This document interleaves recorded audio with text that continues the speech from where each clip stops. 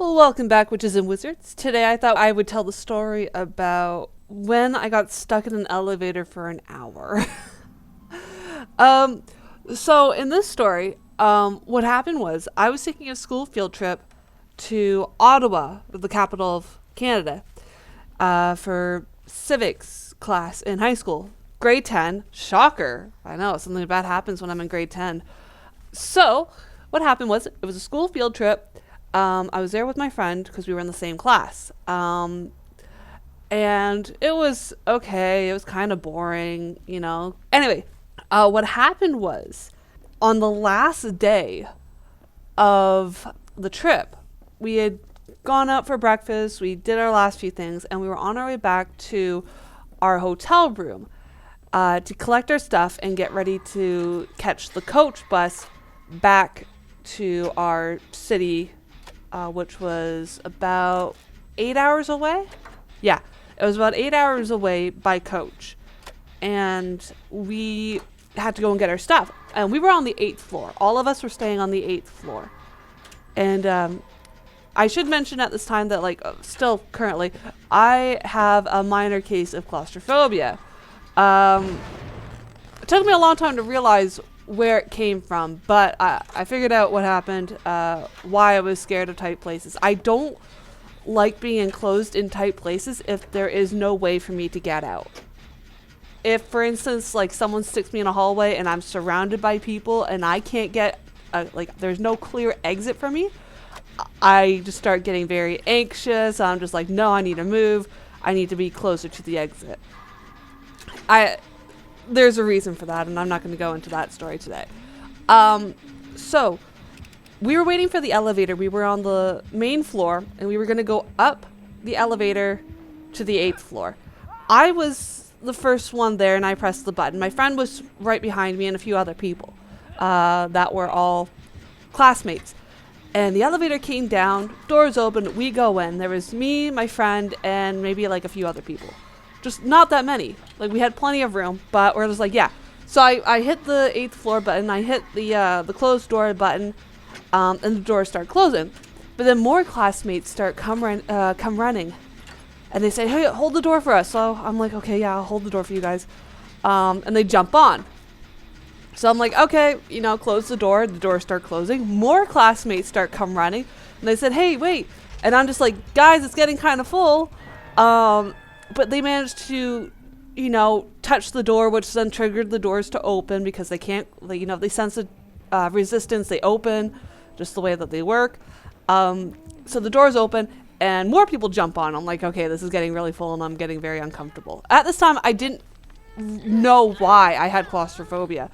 I just knew that I got very anxious when in tight spaces and I can't move or I have no exit. So I was like, okay, this is getting really uncomfortable. I don't like this. So I'm closing the door button. I'm like, hey, close, close, close. I want to get to my floor right away. The doors start closing. More classmates start come running and they say, hold the door. And I'm like, guys, no more. There's too many people in here. And they got to the door and the doors open back up again. And then they jumped on and it's starting to get really crowded in there. And I'm like, I can't do this. Nope. But I couldn't get out because I was surrounded by people. And I'm just like, okay, close the door. It happened one more time. Another group of kids came by and they said, hey, let us on. I said, no, we have no room. They got the door to open. They managed to get to the door before it closed fully. And they're like, we can fit in here. And then they squished us all in there. We are all crammed in there like tuna in a can. And someone told me that later on that there was actually a man, an elder man, that looked like he was trying to catch the elevator too, but then he saw all of us in there and he was like, I'm gonna wait for the next one. And smart move on this man. Yes. So as we're going up, and oh wait, we weren't staying on the 8th floor, we were staying on the 12th floor. The reason why I thought 8 was because of this. So we were on the 12th floor, my bad. As we're going up, we were close to the 8th floor when the smallest person in our group of classmates, he was very short and he was just just an idiot. I did not like this kid. He was a jerk. He was obnoxious, and I just did not like him. Not many people liked him, but he's like, "Hey guys, let's all jump." And the smallest kid in our group just jumped, and when he landed like you know, with a great force with his tiny little body, and it caused the elevator to stop. He had triggered the weight change in an elevator. So what happens is when an elevator detects a significant weight change, like for instance a grade 10, probably about 5'4", scrawny kid, but still probably about 90 pounds and all that, decides to jump, that causes quite a change in weight. So the elevator immediately goes into lockdown because it doesn't know what's going on. So it's like, freeze everything, don't do anything until you know, a maintenance person comes by and fixes it. And immediately, red flag, like I start having a panic attack, and I'm just like, no, I don't like this. And we are crammed. We were stuck in there. And luckily we had some kids had cell phones at the time, and they managed to get the cell phone number of our teacher. So we called the teacher and we let them know that we were stuck in the elevator. And he goes, "How many people are in there?" And we're like, "Oh, that's a good question. Okay." So we had to do a head count, and that took a couple of tries because people, you know, it's hard to see over everybody. Everyone's trying to count. People are counting over each other. And it took a while, but we finally figured out there were 22 people, and we were stuck in the elevator. During the time of the swine flu, we had suspected that one of our classmates actually had contracted the swine flu during our trip. I'm not sure if it actually was confirmed, but there was a fear that they had the swine flu because they started getting sick on our trip. So we're just like, if she has the swine flu, there could be others in our group, because we went out together. We all went shopping. We went to museums and stuff like that. We're like, okay, this is not good. We're in a different city, stuck in an elevator, no adults. Someone might have the swine flu, and we're on a time crunch because we need to catch our coach bus back to our city. So we told our teacher, we said, "There's 22 of us in here." And he goes, "There's 2?" And we're like, "No, 22. And he was like, "Why the hell would you guys do this?" I explained to him later, I'm like, I was in control of the doors. I tried getting the door closed, and it just wouldn't work. He was like, they kept coming in, the door open, and he was like, "Okay, you're not in trouble." Like, and I'm like, I had a panic attack. Like, dude, he knew that I would not do that. Would not be like, "Come on in, guys, let's go. Let's see how many people we can fit in here. Let's build a pyramid to the ceiling or something." No. So it took them over half an hour. I can't remember how long, but it took them a long time to finally get somebody that works with the company that manufactures the elevator and like was maintenance and all that. Finally got someone to come in and fix the elevator. They came up to us and knocked on the door, and we're like, "Yeah, we're in here." And he says, "Okay, guys, we're gonna start working to get you guys out." And we're like, "Okay, thanks." And he goes, "You do realize someone's gonna have to pay for this?" And we're like, "Excuse me?" Dude, whatever, just get us out. And my friend commented, like, if we said we weren't going to pay and he doesn't get us out, he's technically holding us hostage. And I'm like, I don't want to think like that. I don't want to think that at all right now. I just want to get out of this elevator. But we're just like, why are you talking about this? Just get us out.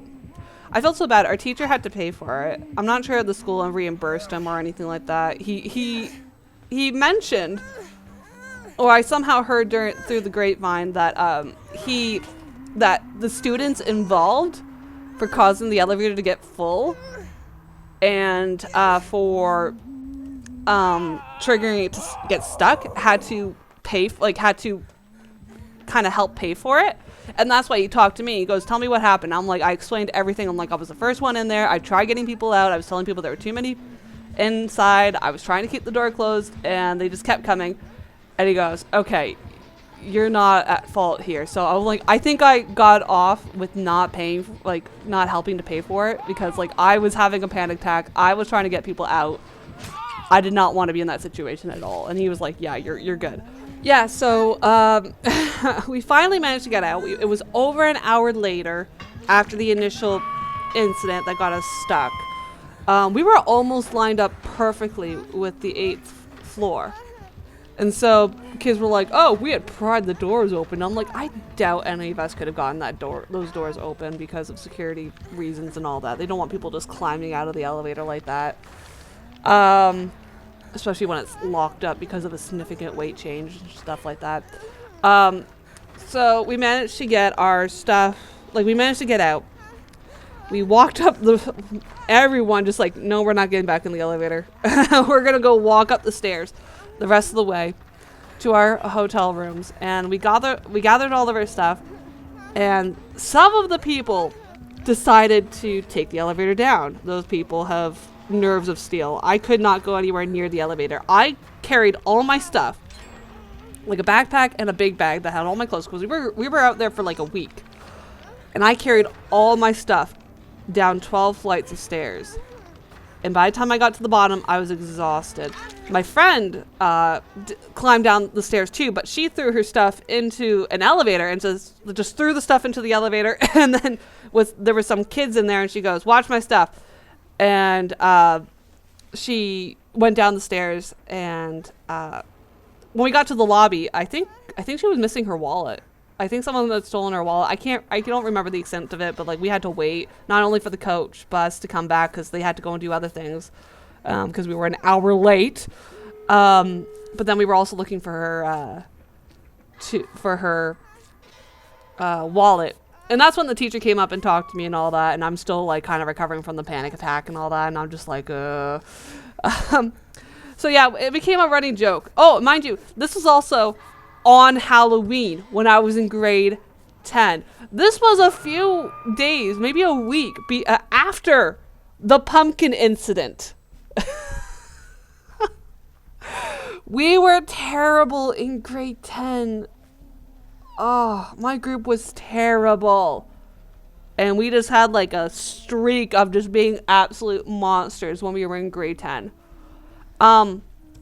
But yeah, no, it was Halloween. We got home. We just crashed at my place, my friend and I, and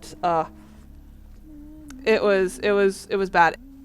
But yeah, no, that's the story about how 22 teens got stuck in an elevator in Ottawa for an hour on Halloween, and it was the worst case of my claustrophobia ever. And yeah, my friend for the longest time had a huge fear of elevators after that too. She started getting claustrophobia because of that, and I'm just like, join the club. Yeah, so I hope you enjoyed that story. Please like, comment, subscribe, and ring that bell for future notifications.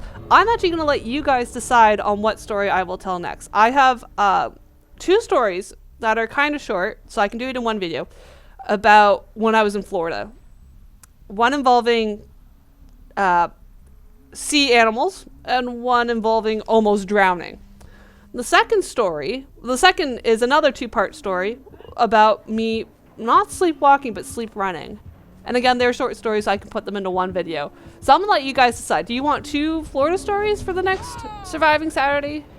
Or do you want the 2 sleep running stories? I'm gonna let you guys decide in the comment section down below. I hope you have a great day, and I'll see you guys next time. Bye!